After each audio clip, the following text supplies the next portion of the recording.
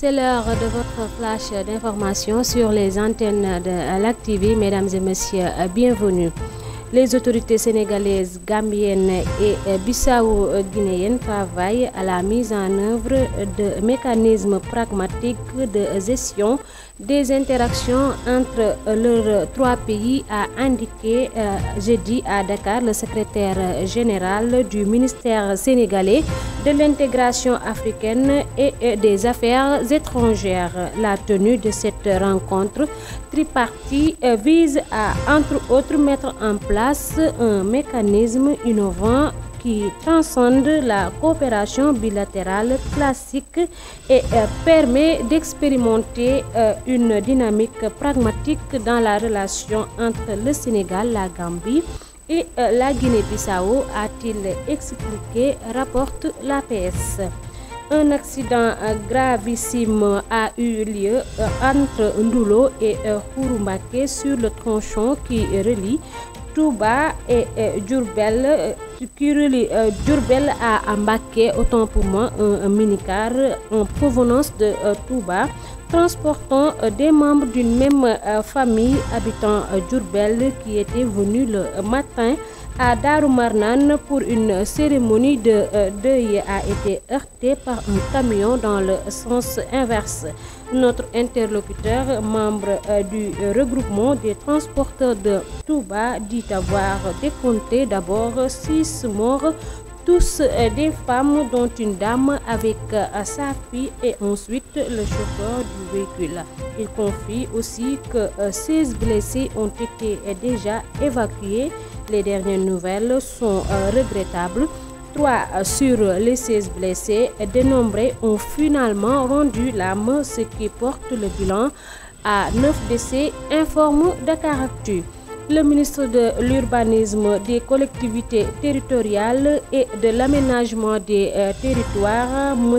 Bal Moussa Fofana, a tenu une conférence de presse ce mercredi 14 août 2024 pour clarifier la position officielle du gouvernement face à la grève en cours parmi les travailleurs des collectivités territoriales. M. Fofana a souligné que le principal objectif du gouvernement est de trouver une solution durable pour mettre fin aux grèves et assurer la continuité des services publics.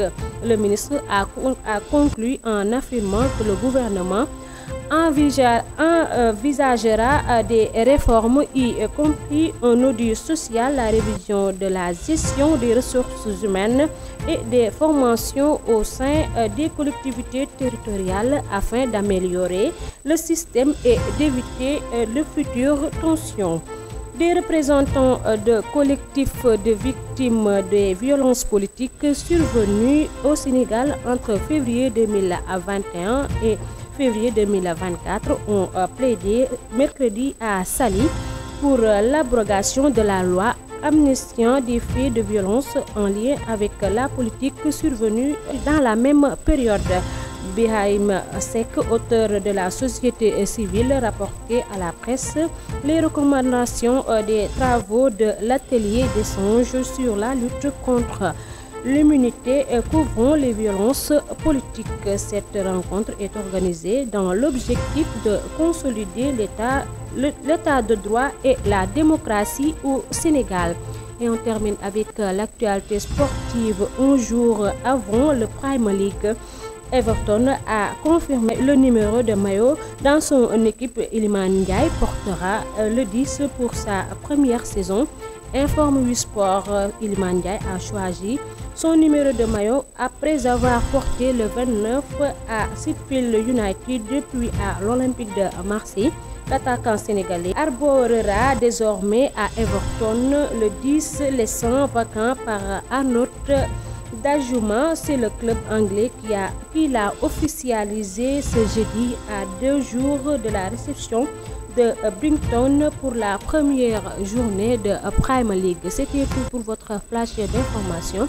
Merci de vous informer sur nos antennes. Au revoir.